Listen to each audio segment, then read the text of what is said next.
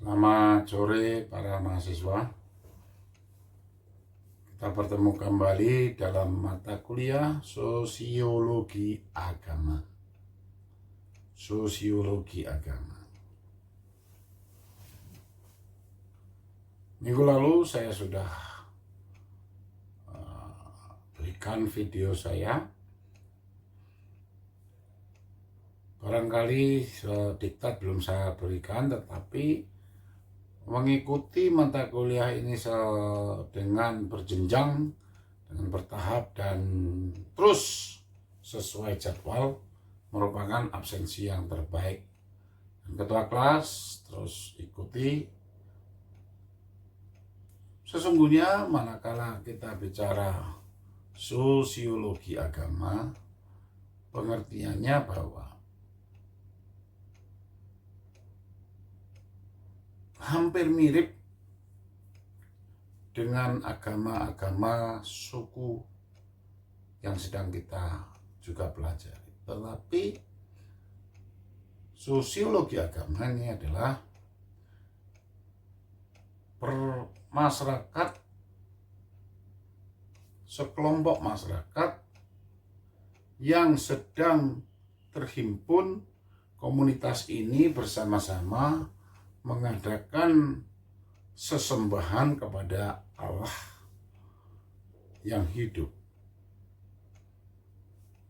mengakui ada Sang Khalik, mengakui ada Sang Pencipta. Sebagai contoh, waktu awal-awal yang dilakukan Bapak Abraham manakala mendapatkan sabda dari Allah untuk meninggalkan Ur Kasdim, pergilah, tinggalkan ayahmu, Tera. Artinya Abraham sedang berhadapan dengan Allah yang Maha Kuasa. Ini sesuatu yang mempengaruhi pikiran dan perasaan, itu adalah iman. Sesungguhnya walaupun iman itu ada, Allah menciptakan kita manusia mempunyai kehendak bebas, free will. Seandainya membantah, itu kemauan manusia. Seperti nenek moyang kita, Adam dan Hawa, diperintahkan untuk jangan makan buah yang khusus. Tapi dicoba karena lebih mempengaruhi mendengar suara setan iblis. Kita kembali lagi tentang Bapak kita Abraham. Karena penurutan dan penundukan terhadap Sang Maha Kuasa, Sang Khalik, mengimani, mempercayai, logika pun yakin bahwa benar dulu saya waktu masa kecil dididik papa saya untuk menyembah bintang, padahal bintang itu pun ada yang mencipta. Bintang itu sekian banyak, sekian juta, sekian miliar mungkin pun ada yang mencipta. Berarti pribadi Abraham adalah pribadi yang reformatif, yang terilhami oleh Roh Kudus untuk mengikuti apa sabda Allah. Sabda Allah adalah Abraham ingin menyenangkan hati Allah. Menyenangkan hati Allah adalah mau mengikuti sabdanya Allah. Suatu niatan tulus untuk melakukan yang disabdakan Allah. Apa sabda Allah? Pergilah keluar dari negeri ayahmu. Aku akan memberikan daerah kepadamu. Ternyata betul Tuhan memberikan negeri tanah perjanjian kepada Bapak Abraham. Bahkan juga memberikan anak perjanjian, termasuk juga anak yang bukan perjanjian tapi anak yang diberkati juga. Karena Bapak Abraham juga mendapatkan sabda lagi, hitunglah pasir-pasir di laut, sebegitu banyak anak yang kuberikan padamu. Siapa yang bisa menghitung pasir? Hitunglah langit, bintang di langit, sebegitu banyak anak-anak yang bercahaya yang kuberikan padamu. Saudara, Ini adalah suatu iman, suatu ibadah, suatu awal beribadah kepada Sang Maha Kuasa yang kita sebut agama.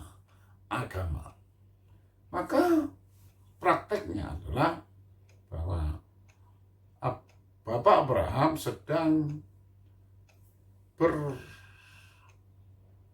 dengan Allah. Dia membawa masyarakatnya, rakyatnya, para pembantunya untuk bersama-sama dengan dia, bahkan ponakannya Lut ikut serta dibawanya untuk membentuk masyarakat yang semakin banyak. Maka benarlah mereka sedang memperhatikan untuk membentuk masyarakat yang banyak untuk menyembah. Masalahnya, Lut apakah benar-benar memperhatikan firman Tuhan atau tidak? Istri Lut memperhatikan firman Tuhan atau tidak? Itu masalahnya. Sedangkan Abraham betul-betul memperhatikan firman Tuhan, mengikuti setiap perintah Allah, bahkan sampai saat Allah sudah memberikan janji yang sempat Ibu Sarah ketar-ketir, tetap ternyata dalam masa tuanya diberikan anak, yaitu Ishak.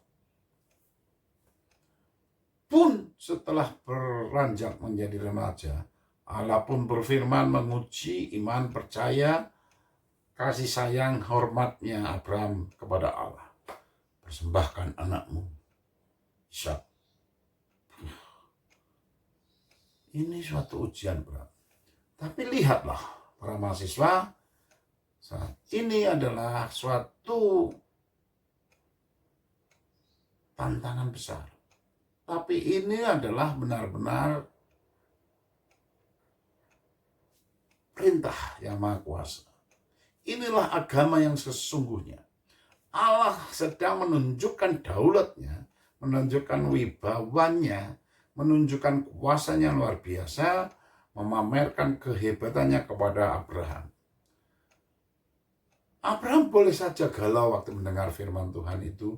Abraham boleh saja bertanya-tanya, tapi karena pengalaman berkali-kali dengan segala penyertaan Allah terhadap perjalanannya meninggalkan orang tuanya, dia sangat percaya Allah akan bisa. Mungkin dalam pertanyaan di hatinya bertanya-tanya, mungkin setelah nanti betul mati anakku, Tuhan pasti memberikan mukjizat hidup kembali. Udahlah, yang penting saya lakukan. Ini adalah kepatuhan. Adalah kepatuhan avodah. Kepatuhan, ketaatan sepenuh kepada Allah, itu adalah ibadah. Itu adalah agama. Kepatuhan yang sesungguh-sungguhnya. Maka, dan layaklah Abraham katanya, aku lebih tahu, ternyata engkau lebih cinta, lebih sayang, lebih hormat padaku daripada anakmu. Dan ternyata Tuhan katakan, cukup, aku sudah lebih tahu bahwa engkau benar-benar mencintai, menghormati aku. Di situ tertambat domba jantan pengganti Ishak. Saudara yang dikasihi Tuhan, saat kita beragama, saat kita berpraktek akan sabda Allah, mempraktekkan suara Allah terhadap diri kita, sungguhnya ini bukan milik kita pribadi. Pastilah keterpengaruhan terhadap istri dan anak-anak kita, bahkan terhadap lingkungan kita. Itulah namanya sosiologi agama. Sebenarnya terpenuhi juga ayat-ayat firman Tuhan mengatakan, aku buang kamu ke kota. Bukanlah Allah membuang, tapi sebenarnya kita ditempatkan di suatu tempat. Dan ada ayat itu mengatakan, sejahterakanlah kotamu. Sejahterakanlah kotamu. Karena kotamu sejahtera berarti engkau pun sejahtera. Kata-kata sejahtera ini banyak berbagai sisi. Kita bisa memberkati secara fisik, memberkati dengan doa, memberkati dengan firman Tuhan, memberkati masyarakatnya dengan kita angkat bersama-sama kehidupan mereka, derajat mereka untuk ditebus di dalam Tuhan Yesus Kristus, menjadi masyarakat Kristen, menjadi masyarakat yang ditebus, menjadi masyarakat murid Yesus Kristus. Sosiologi agama menjadi bagian dalam kehidupan saudara dan saya. Saudara, artinya tergerak kemanapun, artinya mungkin kita sedang berlomba. Agama yang lain pun sedang mempraktekkan sebanyak mungkin masyarakat untuk mengimani iman percaya mereka. Agama manapun dan termasuk kita, walaupun Yesus Kristus bukanlah mendeklarasikan agama, dia mendeklarasikan akulah jalan dan kebenaran dan hidup. Tuhan Yesus mendeklarasikan bahwa hidup Yesus Kristus adalah jalan dan kebenaran dan kehidupan. Artinya, dengan meneladani, mengikuti, percaya, beriman pada Yesus Kristus adalah keselamatan. Bukankah kita sedang melakukan, manakala kita bermisi, manakala kita memberikan Injil, kita merindukan banyak masyarakat dan menjadi suatu kelompok masyarakat kita, suatu komsel, sehingga kita menjadikan bagian keluarga Yesus Kristus yang diberkati Tuhan. Saudara-saudara, ingat, hidup keagamaanmu haruslah melebihi keagamaan orang-orang Farisi dan ahli-ahli Taurat, kata Yesus kepada murid-murid, kepada orang-orang yang sedang mendengar, sering senang mendengarkan sabda Tuhan. Bagi saudara umat Kristen pun berlaku ayat ini. Kau tidak boleh sembarangan sekedar beriman, sekedar beragama menjadi Kristen. Tidak. Saudara harus mampu mempraktikkan firman Tuhan, dan saudara mampu untuk membawa banyak masyarakat, sehingga dalam masyarakat itu terjalin sosiologi kemasyarakatan yang erat, kekeluargaan yang erat, sehingga mereka percaya. Bukankah seperti waktu gereja mula-mula, setelah Yesus naik ke surga, murid-muridnya kumpul di loteng di Yerusalem, dipenuhi Roh Kudus. Tiap hari mereka bersama-sama makan, tiap hari memecahkan roti, tiap hari perjamuan, baik perjamuan kasih dan perjamuan kudus. Dan orang-orang kaya menyerahkan kekayaannya untuk makan bersama-sama. Tiap hari ditambahkan jiwa-jiwa yang percaya pada Yesus Kristus. Tiap hari baptisan jiwa-jiwa yang banyak. Bahkan pernah sekali sehari itu 3.000 orang mendengar khotbah Petrus langsung bertobat. Saudara, untuk mempraktekkan sosiologi agama, khususnya agama Kristen, saudara harus memperlengkapi diri saudara. Harus dipenuhi Roh Kudus, harus melakukan bagian terpenting, contohlah yang ada di Alkitab, dan termasuk patuhi apa sabda Tuhan Yesus. Tuhan Yesus mengatakan, hidup agamamu harus lebih dari orang-orang Farisi dan ahli-ahli Taurat. Ingat, ahli-ahli Taurat dan orang-orang Farisi, orang yang hafal dengan ayat-ayat firman Tuhan, hafal dengan kitab Mazmur, hafal dengan kitab-kitab Taurat, hafal dengan ayat Alkitab. Kau mahasiswa teologi, hafalkah engkau dengan ayat-ayat Alkitab? Itu akan mempengaruhi hidupmu, sehingga kalau ada orang mempertanyakan, saudara boleh menjawab, tinggal berdoa dengan pengurapan Rohnya yang kudus. Roh Kudus yang kudus akan mempengaruhi orang yang sedang mendengar suaramu, orang yang sedang mendengar firman Tuhan yang saudara sampaikan kepadanya.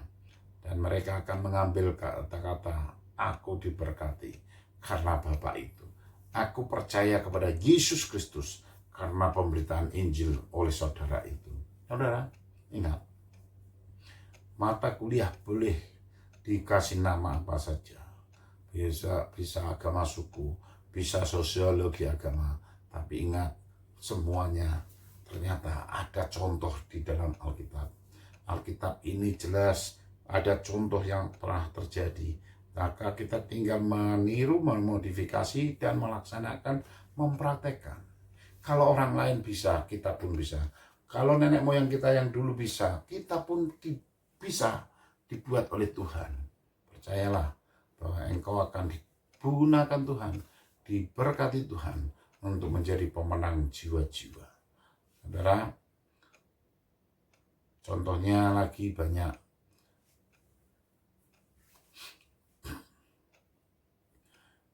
Waktu saya mahasiswa STI di Yogyakarta, kami di STI diperintahkan tidak akan diwisuda S1, kalau toh pun akademiknya boleh lolos menulis skripsi, kalau tidak minimal 15 jiwa dimenangkan untuk Yesus Kristus. Semester awal mungkin banyak kami mengeluh, banyak pusing. Tapi dalam perjalanan hidup ternyata betul-betul Tuhan lakukan. Bukan gagah dan kuat kami. Banyak rekan-rekan dan senior saya, bahkan teman-teman, benar, banyak trik-trik untuk memberitakan Injil. Memberitakan Injil itu bersahabat. Setelah masuk, kadang dalam satu desa itu bersama-sama minta dibaptis karena percaya Yesus Kristus menjadi juru selamat mereka. Karena mendengar dikerjakan oleh Roh Kudus, masuk ke dalam hati, mereka tergerak. Siapa yang mengerjakan? Roh Kudus. Saudara, para mahasiswa, dengar, Anda harus praktekkan. Mungkin STT kita tidak mencanangkan seperti STII untuk memenangkan sekian jiwa Anda boleh diwisuda nanti. Tapi dengar, kalau saudara mempraktekkan dan saudara berdoa lebih dulu, mempraktekkan pelan-pelan sehingga sampai lulus, ternyata dalam satu daerah, satu wilayah, satu desa terbangun satu pos PI, banyak jiwa-jiwa dimenangkan. Berarti Anda sedang mempraktekkan bahwa menghadirkan agama dalam masyarakat yang baru. Artinya yang baru bukan masyarakat, tapi karena sosiologi kalian praktekkan, membentuk masyarakat lahir baru yang dulu betul tetap masyarakat Indonesia, suku di sini, di kampung ini, di desa ini, kecamatan ini, tapi hidup lamanya banyak kelakuan yang tidak layak di hadapan Tuhan, menjadi pencoleng, pembegal, kejahatan segala sesuatu, tapi Roh Kudus menjamah mereka dari kehidupan lama, penzina, pembegal, pencuri, dan segala macam, layak bertobat, diampuni dosanya, berlahir baru darah Yesus. Kenapa? Bukan karena kehebatan mahasiswa, tapi kalau itu dipraktekkan, percayalah bahwa dari hidup lama, sosiologi yang lama diperbaharui, disempurnakan, diurapi oleh Tuhan Yesus dengan Roh-Nya yang kudus, masyarakat terjamah menjadi masyarakat yang baru. Dan percaya Roh Kudus, pribadi Tuhan Yesus, mengatasi semua agama. Kita bicara sosial agama sebenarnya bukan hanya agama Kristen. Tetapi dengar baik-baik. Manakala kita praktekkan ini, dari kehidupan lama ini, pun orang akan sadar, dicelikkan mata rohaninya, dan disadarkan kesadarannya oleh Roh yang Kudus. Dia harus beriman, percaya kepada Tuhan Yesus Kristus, harus mengambil keputusan dibaptis untuk melakukan sakramen itu, untuk benar-benar menjadi murid baru, menjadi masyarakat yang baru, masyarakat yang telah born again, yang telah dilahirkan kembali, dilahirkan baru oleh Roh Kudus, menjadi umat-umat yang menang, umat-umat yang dimenangkan Tuhan. Para mahasiswa, percaya bahwa kita berpadu dengan waktu. Kita nggak boleh berlipat tangan, terlalu santai dalam zaman ini. Terus waktu berjalan demikian cepat. Masyarakat bergerak demikian cepat. Tiba-tiba kita sudah tua, tiba-tiba kita anak cucu kita juga udah. Maka selagi ada waktu, dalam situasi apapun, dalam situasi apapun dan menghadapi situasi sulit sekalipun, tetap ada kerinduan mempraktikkan firman Tuhan, supaya engkau dapat merasakan betapa penyertaan Tuhan membentuk masyarakat baru. Membentuk masyarakat baru bukan berarti langsung meninggalkan papa mama, tidak, tapi mendoakan terus. Artinya dari karakter yang lama, dari kehidupan yang lama yang tidak layak di hadirat Tuhan, menjadi masyarakat yang baru, yang dilayakkan, yang karakternya baru karena Tuhan memperbarui. Percayalah, Tuhan Yesus akan menyertai kita. Maka dalam penyampaian saya selaku dosen dalam pelajaran mata kuliah sosiologi agama ini, saya langsung ambil jalan pintasnya bahwa artinya banyak agama-agama pun sedang menjadikan bagaimana cara berkerabat, bermasyarakat, bergaul, berteman. Semuanya akan menceritakan itu. Contoh, agama Kristen pun bercerita untuk bergaul, berakrab, hormat pada orang tua. Kalau tetangga kita perlu kita bantu, kita bantu. Banyak hal yang harus menjadi bagian kewajiban kita menolong, kewajiban kita untuk memberkati. Apa kita mampu lakukan. Tapi di atas semuanya itu masih ada beban berat kerja kita yang lebih mulia, adalah membawa mereka menjadi warga yang baru, warga Kristus Yesus. Menangkanlah mereka menjadi umat Yesus Kristus. Berarti orang yang harus lahir baru dimenangkan. Tunggu asik dan nikmat. Percayalah saudara, saudara akan rasakan itu dan nikmati itu dengan segala penyertaan dan pertolongan Roh yang kudus. Wibawa surgawi, wibawa rohani akan diberikan kepada saudara dan saya. Oleh sebab itu, saudara-saudara, pada sore ini dalam pertemuan kuliah saat ini saya akan memberikan kesempatan untuk para mahasiswa untuk menyelidiki atau untuk mencoba saya minta tanggapan para mahasiswa untuk memberikan cerita dan tanggapan secara alkitabiah bagaimana membentuk masyarakat atau bersosiologi sehingga menghadirkan agama. Sebenarnya bukan sekedar agama, tetapi menghadirkan Yesus Kristus dalam kehidupan masyarakat itu. Itu yang pertama.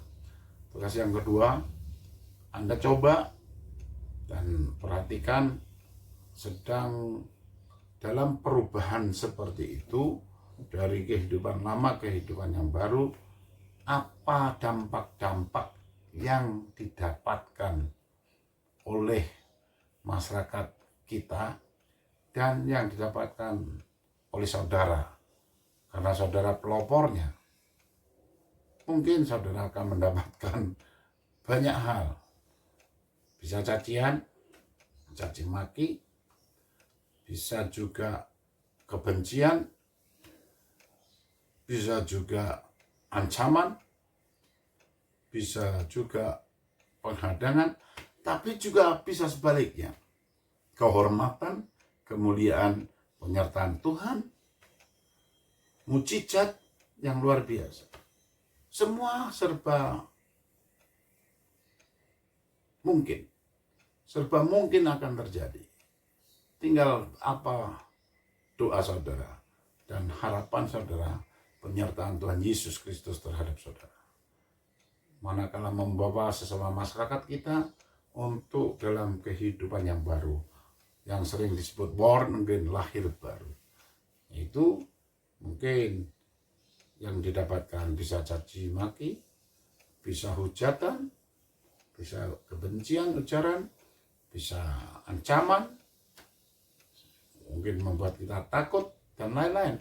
Tapi juga bisa mukjizat Tuhan berikan itu mudah, bukan karena Tuhan menyertai dan mempengaruhi hati setiap orang yang mendengar.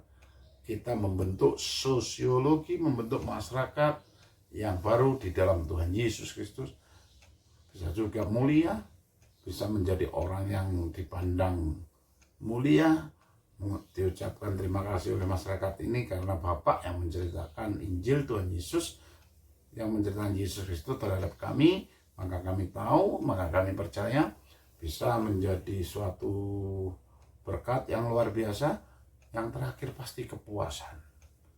Rasanya puas sekali melihat ada sekelompok masyarakat yang kita cerita, yang kita jadikan sasaran pemberitaan tentang Yesus Kristus, membentuk masyarakat yang baru, dari kehidupan lama menjadi kehidupan yang baru, sehingga percayalah, dalam segala penyertaan Tuhan pasti ada keindahannya.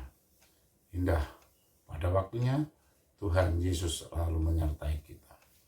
Para mahasiswa, itu tugas yang saya perintahkan untuk saudara lakukan. Berikan jawaban yang pasti, praktekkan dalam kehidupan saudara. Bisa perorangan, bisa per kelompok yang Anda hadapi. Maka saudara bisa lihat apa peran serta Tuhan yang akan berikan kepada hidup saudara. Tuhan Yesus menyertai, Tuhan Yesus memberkati. Percayakan kehidupanmu, pasti Tuhan tolong melakukan perkara-perkara yang besar. Melalui praktek-praktek seperti ini dulu, pasti saudara akan dipakai Tuhan. Mari kita berdoa. Tuhan Yesus, kami mengucap syukur atas segala penyertaan Tuhan. Kami mau mempraktekkan mata kuliah sosiologi agama ini dengan cara bahwa kami membawa nama Yesus Kristus mengatasi semua agama, karena Engkaulah Tuhan kami, Engkaulah jalan ke surga, Engkaulah kebenaran itu, dan Engkaulah kehidupan kami. Ini yang kami akan bawa kepada masyarakat kami. Kami ceritakan kepada masyarakat kami, tolong bantu kami, urapi kami dengan Roh-Mu yang kudus, sehingga kami mampu dan berani menceritakan. Sehingga Tuhan, terbentuklah nanti masyarakat atau sesama kami menjadi masyarakat, menjadi bagian Tuhan, mengambil keputusan seperti kami untuk minta dibaptis, diperbarui kehidupan dengan kehidupan yang baru, karakter yang baru, karena pengurapan-Mu yang kudus. Dalam nama Tuhan Yesus, pakai kehidupan kami, baik mahasiswa, baik dosen. Dan kami akan melihat mujizat penyertaan dan cara-cara Tuhan menolong menyertai kami. Dalam nama-Mu Tuhan Yesus yang penuh berkat, penuh penyertaan, perintahkan pasukan malaikat-Mu melayani kami.